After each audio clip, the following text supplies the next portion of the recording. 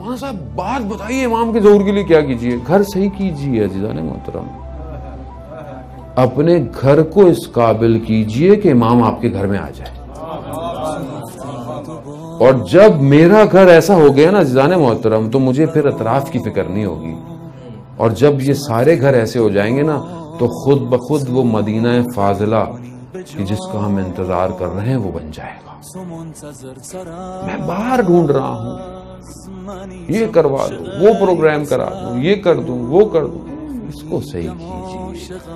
گھر ایسا ہو عزیزان محترم، گھر وہ ہو کہ جس میں صرف سارے گھر کے فرد ایک ہی شخص کا انتظار کر رہے ہیں کہ کب دستک ہوگی، کب آئے گا. تڑپ اسی کو کہتے ہیں، محبت اسی کو کہتے ہیں، عشق اسی کو کہتے ہیں.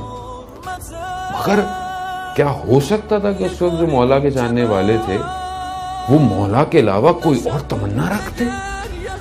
کربلا کیوں بار بار سنائی جاتی ہے، کیوں سنائی جا رہی ہے بار بار؟ کہ وہ جو مولا کے ساتھ تھے انہی زندگیوں میں سب کچھ ان کا امام تھا. شب عاشورہ کے آپ سنتے رہتے ہیں کہ کوئی شخص گیا امام کو چھوڑ کے، جبکہ امام نے کہا کہ یہ بھی ہے، سب کچھ ہے، سب کچھ دے دیا امام، بشارت بھی دے، سب کچھ دے دی. حضرت عقیل کے بھائیوں نے کھڑے ہو کے کیا کہا؟ مولا آپ کے جانے کے بعد ایسی زندگی کا کیا کریں گے ہم جس میں آپ نہ ہو. یعنی معرفت یہی تو دکھانا چاہ رہے تھے کہ معرفت کہ امام نہیں ہے چاہے دنیا کا سب کچھ مل جائے تو دنیا کسی کام کی نہیں ہے.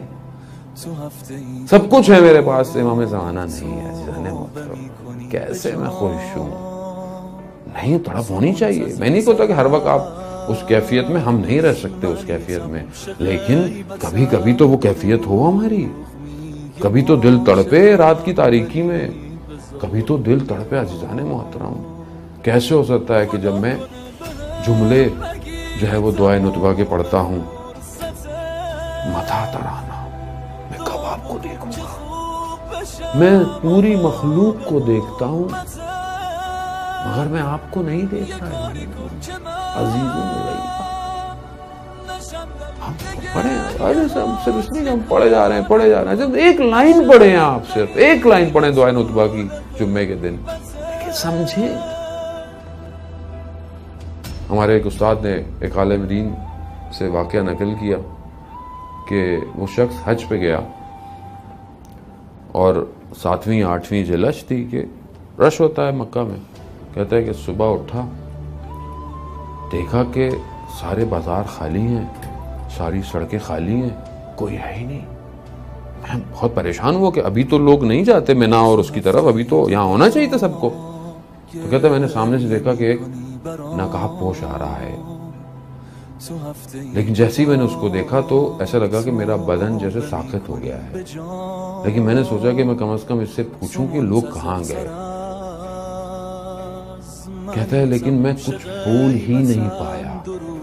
اس شخص نے اپنا نقاب ہٹایا اور میں نے ایک لمحہ دیکھا اور پھر اچانک سے وہ شخص غائب ہو گیا اور پھر میں نے دیکھا کہ لوگ میرے برابر میں چل رہے ہیں. اس عالم دین نے اس سے پوچھا کہ تم نے کعبے کو دیکھ کر پہلی دعا کیا مانگی تھی؟